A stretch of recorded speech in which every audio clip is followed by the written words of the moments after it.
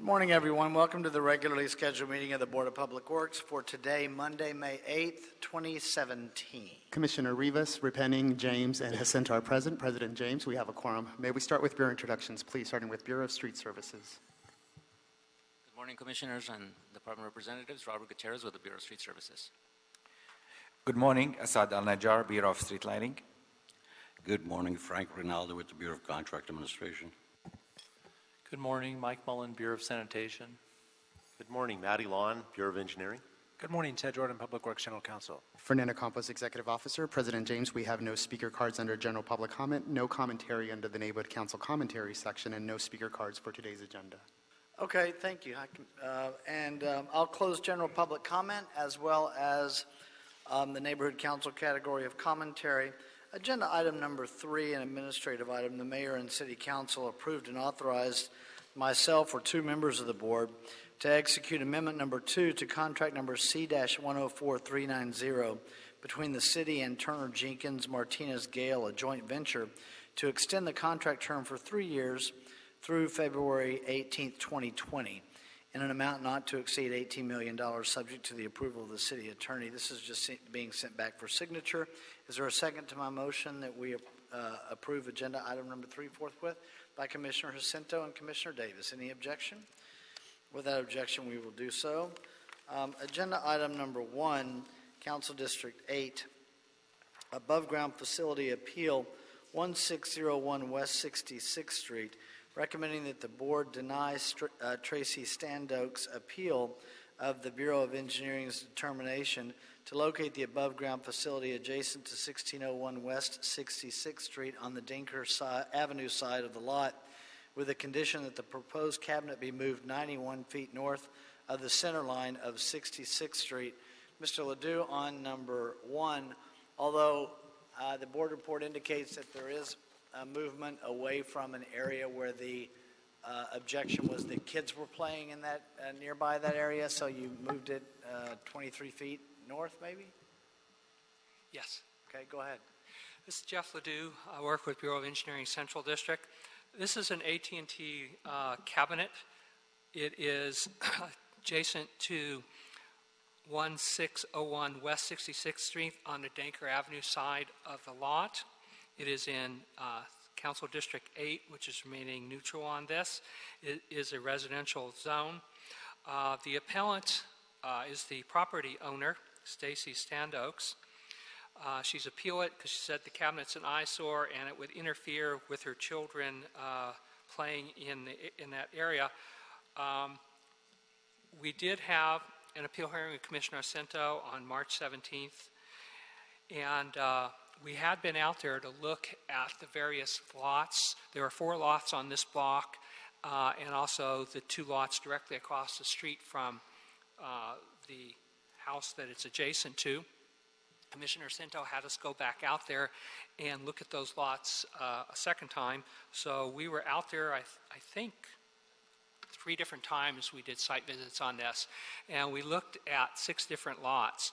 Basically, none of the other lots had anything to offer. They would either be more exposed or not a whole lot of difference in the aesthetics. Some of the lots, they did have main entrances on that side of the property. So we didn't really find anything that offered any real advantage. Now, the appellant's lot has 2 palm trees on the rear of it near to the back driveway. And when I talked with Tracy, I asked her if this was to remain adjacent to your property, which would you prefer, where it's proposed or between the 2 palm trees? And she said the 2 palm trees, although that was not a okay on her part to keep it adjacent to her property, but if it had to be there, that was the location. And that's what the condition is in the board report. That would move it further north back towards the rear of the property between those 2 palm trees. I did actually talk with Tracy this morning because she did leave me a voicemail message last Friday when I was off, had to do with parking. So I did talk with her this morning, and to my knowledge, she was still planning on being here. Okay. Okay. And she is here. So any questions for Mr. Ledoux before we hear from Ms. Standoaks? Okay, thank you, sir.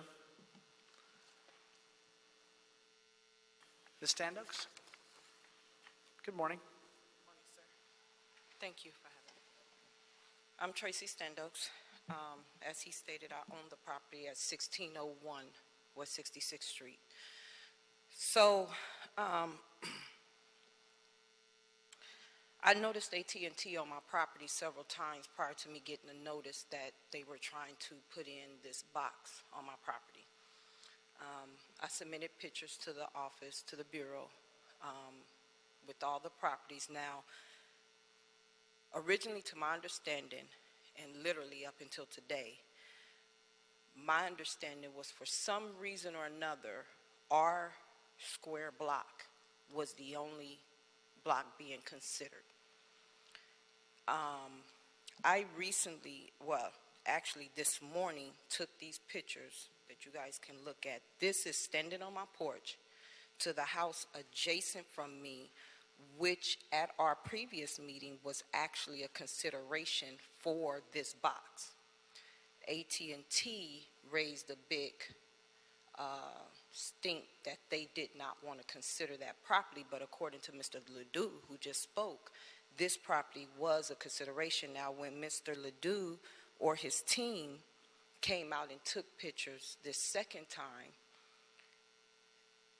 what you see in this picture, what you'll see if you want to, somebody, can I pass it around to someone, was not as developed as that.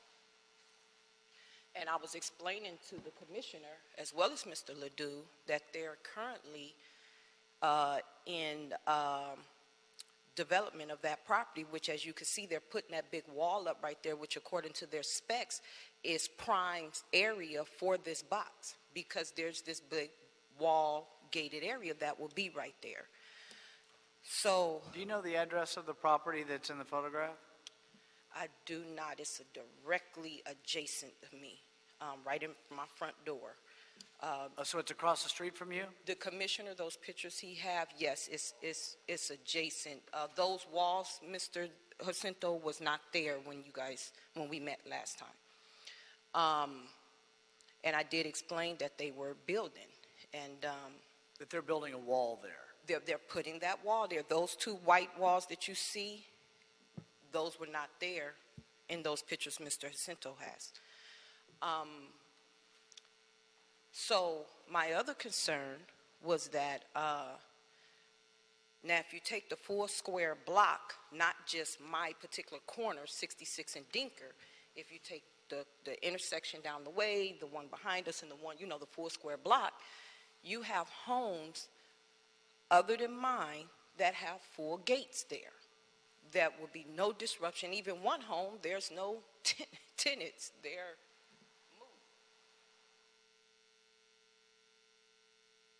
So the reasons I gave the commissioner and his staff for me appealing this was because I'm having trouble on my particular corner. I'm currently working with the city and the police to stop a lot of the gang violence and a lot of things that happen right there, because there's a big tree on one of the pictures Mr. Jacinto has. There's a big tree on the property that's to the left of me that creates a diversion. Like it's a hiding spot. Cars come there and park. They smoke drugs. They do all this. On my wall on my property, constantly have graffiti writing, where your staff is constantly coming out painting up my wall. So I told them, I said, this box that they're trying to put right in front of this wall is an eyesore. I never agreed for it to be between palm trees or anywhere else on my property. They presented me with, if I had no other choice,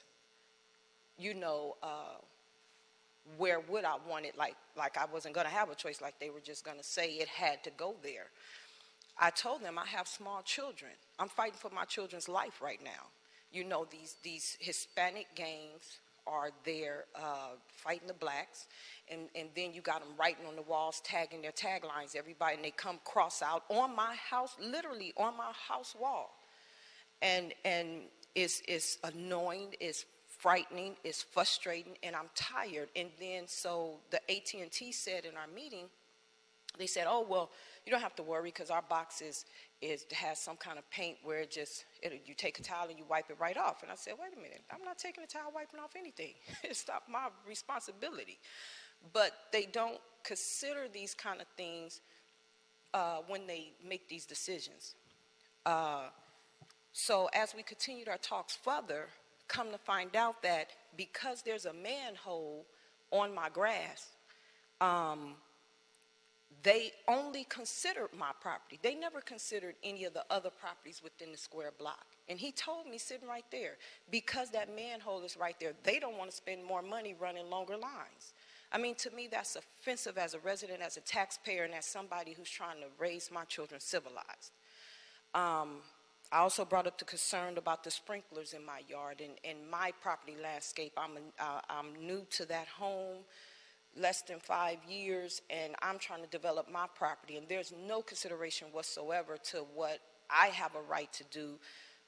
According to their speculations or their rules and where they can put these boxes, it's not supposed to block walkways, it's not supposed to cover windows, it's not supposed to do that. Well, that's a violation of everything on my house right there. I mean, it's a walkway there, leading from a gate. And, I understand the convenience of using that manhole, but when as a citizen is my rights considered, my children's rights to live?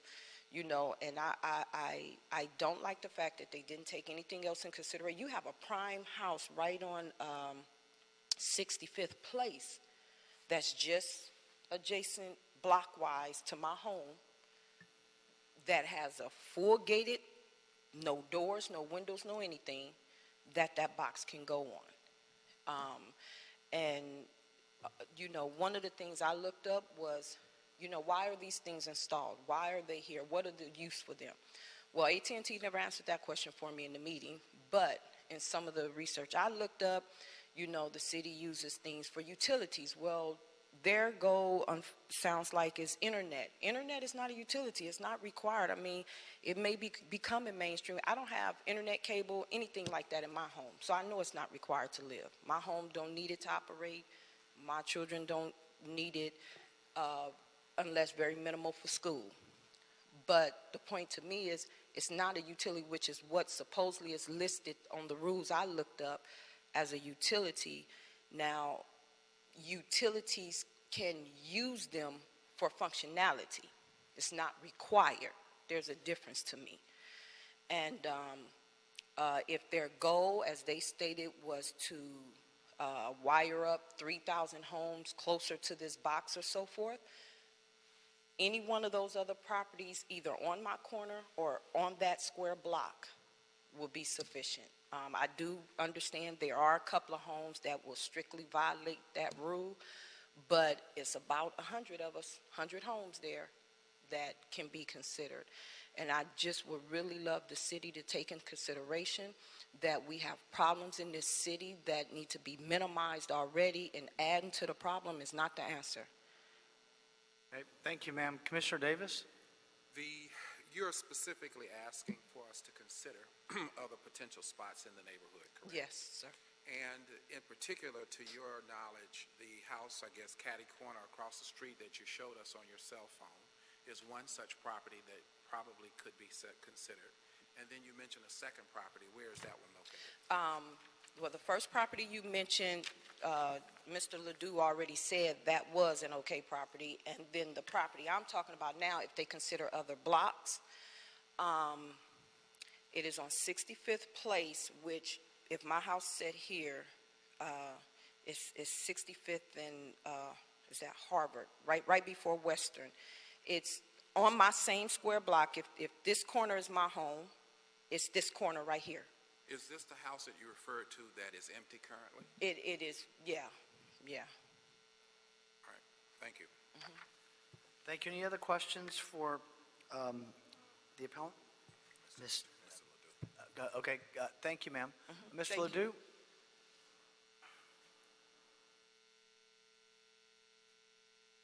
No questions for him? Okay. Thank you, sir. Commissioner Davis? Mr. Ledoux, I wanted to follow up in terms of the potential other sites, one of which is the house that now has a gate around it, and the constituent is saying that she's saying that now, since we've last begun to explore this area, that property didn't have a gate on it, but now it has a gate on it, that's a potential site. Additionally, she mentions that there is a site further down the street on the same side of the street as her home that currently has no one in it. It's an empty house. So is it possible that those two houses could be explored in terms of their potential to serve the usage that AT&T needs for this box to provide internet service? Basically, I'm going to pass this around. These are my notes of the 6 lots. The one lot she's talking about is number 5 on this overview, and you'll see, and yeah, there's no reason why the cabinet can't go there.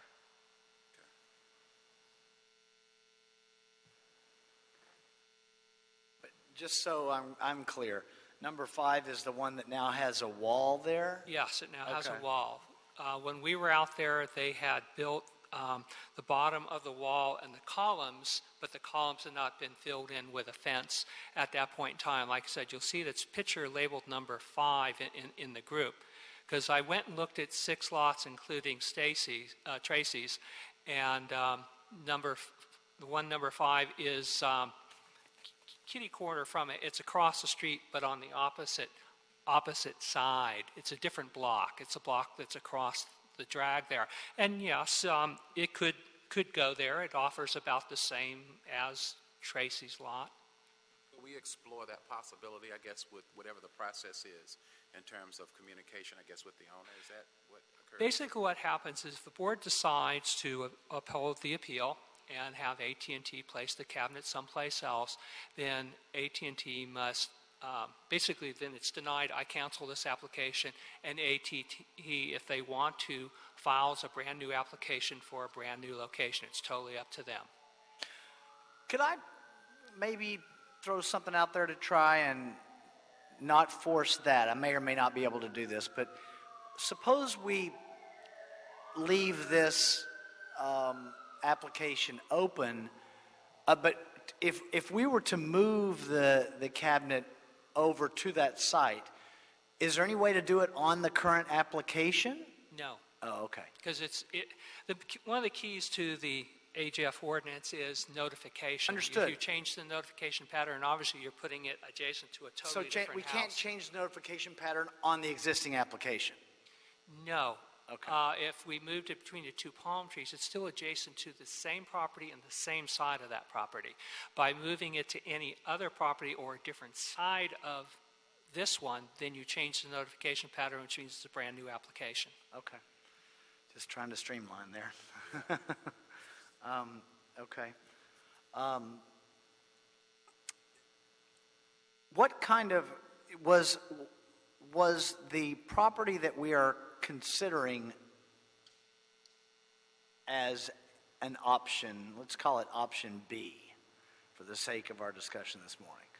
Is option B, did they receive one of the original notifications on that there would be a above ground facility infrastructure item placed near Ms. Standoaks' property? No, they're not in a notification pattern. So they haven't received any notices from the city at all? No, just the 4 lots that you see that make up that block receive notification. Okay. Okay. Of the other options, the lot that's vacant, what's the home that's vacant? I don't think the lot's vacant, but the home is vacant. The 3 other lots that comprise Stacy's block all have main side entrances to them. Now there's a door right there in the house, and you'll see from the overhead, you can see on 3 of them, there's a sidewalk coming from the house to it. Now the one that's her neighbor behind her, there is a door that comes out, but there is no gate in the fence, but that door is a main egress and ingress, it's the only way to get to the backyard. Does it violate the Because ordinance it's here then? and here's their backyard, so that door is used quite a bit. The other three houses did have a side door that has the sidewalk all the way out to the street. That's why I wasn't real happy about using those three houses compared to the one that's on the across the street and on the next block. There is no side door there where they're building that wall. So technically that would be a better place if you were to move it someplace else. There is a better place other than the, There's no other, if I was to pick, the next best location is the house that she's talking about that has that side fence they're building. That's the next best. oh, that is the next best Uh-huh. place, the one that has the new wall. Yes. Okay. Ms. Stokes, you wanted to add something? Clarify to make sure I'm hearing right. The house behind me, You could get closer to the Okay, microphone. I'm We sorry. make an oral record. the Go ahead. house behind me completely has a gate. That home and my home is really structured the same in the sense that that's our only access to our backyards. They have a full gate, and the gate in front of the door is not accessible at all. No, it's not. Right, it's not accessible at all. So both of our driveway gates open right there. Okay. But the house I'm speaking of that's empty, for clarification, is on the block. Well, the house he's talking about is down the street from them at the next corner. Okay.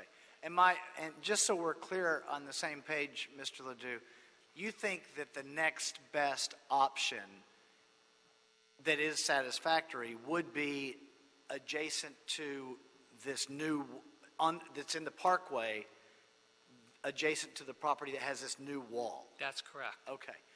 It's the least intrusive to the property when it comes to windows, doors, and stuff like that.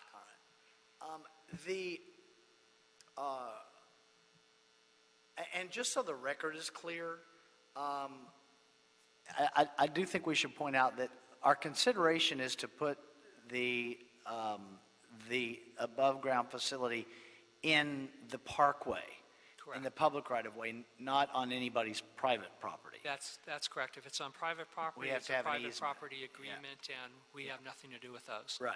So this is on the public parkway. And so, one thing that I know this slows AT&T down and thus the service to the community, but one thing that we can do is, do you have to close this application? Because what I'm thinking is, if we leave this application open and AT&T submits an application for the alternative site, then we can see if the alternative site even responds. They may not oppose it. It's likely that they do, but they may not. And so if they don't, then we have our answer. If they do, then we have two concurrent sites for the board to consider all of the options for. Is that possible within our It can time be frame? done. Okay, then that's what I would like to do. Commissioner Cinto? President James, I would support that concurrent research on that other one's, if it is not in violation of the ordinance, the AGF ordinance, and we keep that application open. I think what's compelling is I appreciate Ms. Standoak's testimony and her advocacy in following the ordinance. We're guided by all the regulations and all the stipulations. If we're able to keep this application open and see if there is not an appeal on that other one that's maybe unoccupied or maybe, then I think that would be acceptable. Okay. And since we have the time frame to do that, that would be my recommendation, that we leave this open. So what would we do? We would just take this application hearing off calendar. Yes. And then AT&T could submit a new application on the other location. Correct. Okay. Commissioner Rivas? I just wanted some clarification, maybe on the ordinance in terms of, does it specify that there has to be a wall on the property for a cabinet to be placed there? That's what I'm unclear about. The reason why, well, Because I first noticed, of all, her there's property two. doesn't. It is the side of the property, so it has the least visual impact to the property and at least intrusive because you're not dealing with doors and front windows. And if you have a side wall, then the windows on the side of the house can't see the cabinet. Actually, in Tracy's property, that side wall is her backyard. So by placing the cabinet between the two palm trees, you're actually adjacent to her backyard, not her house. Now, the other property across the street, most of the wall is adjacent to the house itself. But because they've put up a wall, cabinet would not be visible to the people if they complete that wall. They'd have to come outside of their property into the public right-of-way to see it. But our ordinance doesn't require a wall? No, it just states that our ordinance states that you shall have no impact on the viewscape, which isn't practical. The new ordinance coming up corrected that oversight, say to minimize the impact. So what we try to do is minimize the visual impact to the property. And obviously, if you're in the house or out in the yard and you can't see the installation, it doesn't impact your viewscape. But in this case, there are some windows there, and if we place the cabinet, she would be able to see If it's them, right? where it's proposed, there is some impact from windows, yes. Okay, thank you. Thank you, Commissioner Rivas. Commissioner Jacinto. I just would want to reiterate that we maintain the schedule on the primary shot clock and come back and agendize and complete the agenda item if we're in danger of This one, fortunately, is not a cell site, so it has no shot clock. It's not a cellular site. Okay, thank you, Jeff. And Yes. procedural-wise, Mr. President, Fernando Campos, Executive Officer, procedural-wise, we can continue the item to a date to be determined. We can continue it to 4 to 6 weeks from now, depending on what the Bureau would request, or we can withdraw the item altogether. How much time does the typical application take if they submit an application on the alternative property? It's a matter of how long it will take AT&T to put together a new application. I would imagine that, let's see, it depends. They got to go to Bureau of Street Lighting and how long it would take Bureau of Street Lighting. I would say it would probably take them at least a month to put this together, and then for me to get it to the point where it's in the appeal period, say, it'd be about 5 to 6, somewhere around 5 to 6 weeks minimum. So a 2-month continuance. Yes. Okay. Ms. Standoaks, you have a question? If it's okay, I just wanted to elaborate on the comment that Commissioner made, if that's okay. Sure, I while can't you're answer here, because I go don't know ahead. the ordinance, but I do want you to also keep in mind, based on your question, which I'm glad you brought it up, my wall, my gated area right there has 2 accessible areas in which, because of the size of my yard, my children play right out there. So there's actually interest, which I thought should have disqualified the cabinet from being there because of that doorway. So there's the driveway, and then on the other side, there's the doorway. Okay, thank you, ma'am. So my recommendation, Commissioner, or Dr. Campos, would be on agenda item number 1, 2 months from today is around June 8th, 9th, 10th. July? I'm sorry, July 8th, 9th, 10th. Yeah, so July 8th. Gosh, we're already in Mid-year. Oh. July 8th is a Saturday, so the next board meeting would be Monday, July 10th. Okay, yeah, because we're at recess. We're in on recess the 8th. week of So the Monday, 3rd. July 10th? Correct. Okay. Then let's continue item 1 to Monday, July 10th. All right. Yeah, Commissioner Rivas. And what we're doing, we're assuming that AT&T is going to follow our recommendation, right? It's up to them if Yes. they want to submit this application, right? They may come back and say, we don't want to do that. And then what does that mean for this case, if That they want means- to keep this open? This case gets heard on July 10th, and we make an up or down on this one. Okay, I just want this. Thank you.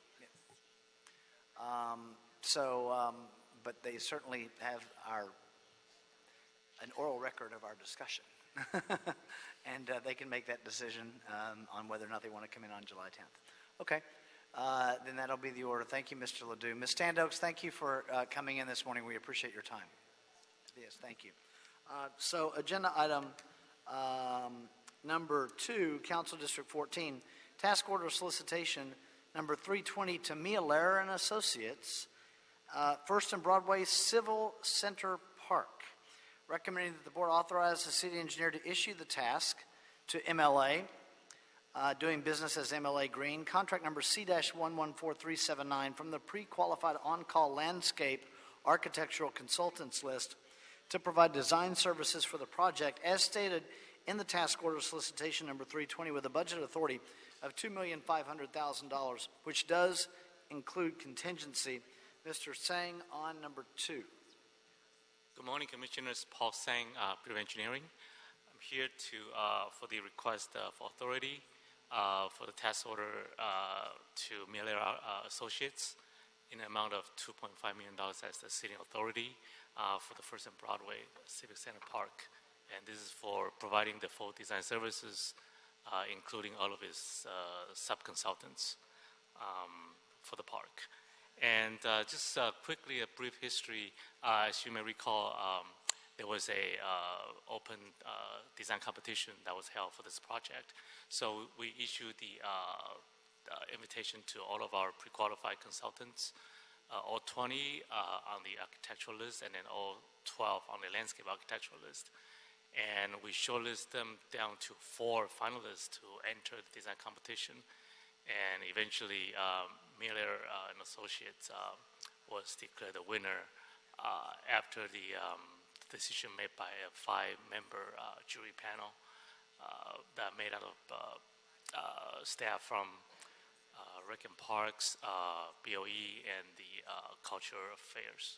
So, with that, they were given the opportunity as the design competition winner to provide full design services for the project.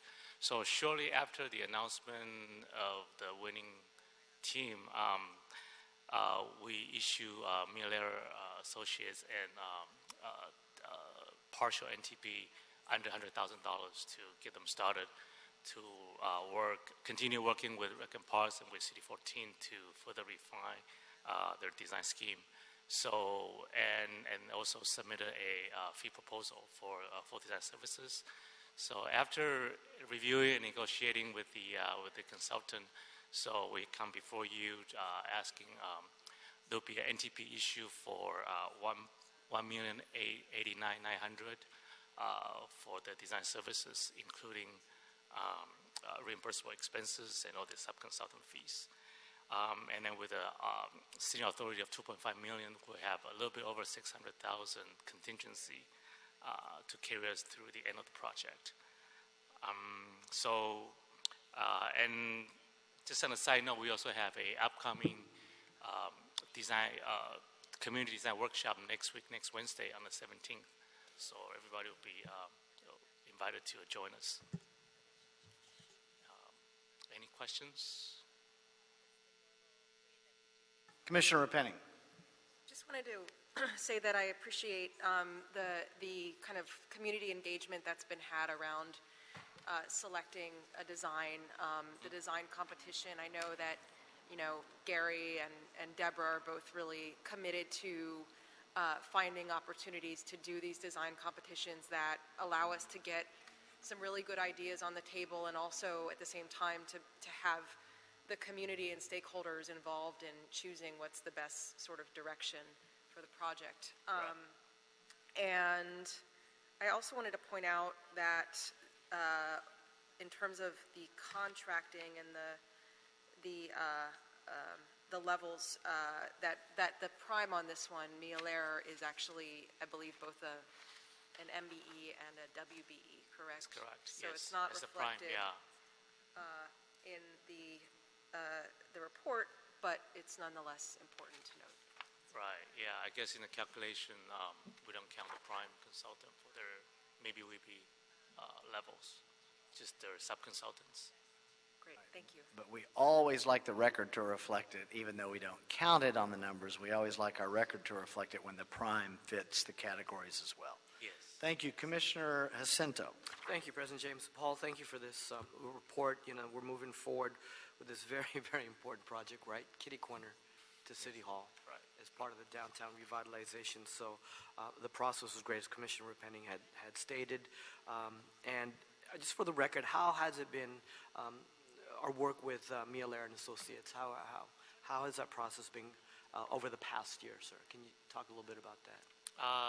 It has been mostly on the positive side, working with this particular consultant. They're very responsive. They have done good design work for us. They know the city process very well. They know the expectation from the Bureau, the deliverables that we require from them. So, and also the city contracting process, they're very familiar. So that's definitely a plus for us. Excellent. I think on that comment that we're able to help Mia Lair and her firm become a stronger firm and being able to do more work for our city, correct? Correct. And that's a good thing, building their capacity too as well. Yes, and they're taking on the challenging task of actually having an architect working under them as a sub-consultant. So, and that's a good thing. Yeah, it is. I also see that their numbers are right there for our MeBe-Weebie, in addition to them being, Mia being a MeBe-Weebie. We're about at 12% and over the Weebie as well. So that's a twofer. All good things. Yes. Thank you, Paul. Sure, thank you. Thank you, Commissioner Jacinto. Commissioner Davis. I'm looking at the contracting, and in terms of the design work and the level of talent available, the diversity, I know that they are, in fact, diverse firms themselves, and I would suspect, I guess, a woman-owned firm. In terms of the potential to get people in the design phase, is that an area where it's difficult in terms of getting minorities in the design phase? As a rule, I'm just asking a general question to you in terms of the available pool of work available in the design phase of projects. Do you have any knowledge of that, perhaps? In general, if they have done, their outreach sufficiently, there shouldn't be much difficulty, outreaching to or reaching the level of maybe would be compliance. Sure. Right. Only when it gets to very specialized disciplines, Sure. then the pool gets really narrow. The potential for diversity in terms of the general project once we complete the design phase is great, isn't it, in terms of the opportunities that might potentially exist in the future once the design phase of the project is complete? Is that pretty accurate as well? Yes. Okay. That's correct. All right. Thank you. Thank you, Commissioner Davis. Any further questions on agenda item number 2? Is there a motion on number 2? Commissioner Jacinto, seconded by Commissioner Repenning and Commissioner Davis. Any objection? Without objection, we will adopt agenda item number 2. Any issue sending 2 forthwith? We will send number 2 forthwith. Thank you, sir. Thank you, Commissioners. Mr. Campos, have we cleared the desk? Mr. President, this takes you back to the meeting minutes. Right, Correct. okay. All right, let's see, since I forgot to do that. Is there a second to my motion that we approve the revised meeting minutes from the meeting of Friday, April 21, 2017? Commissioner Repenning, any objection? Without objection, the revised meeting minutes of Friday, April 21, 2017 will be approved.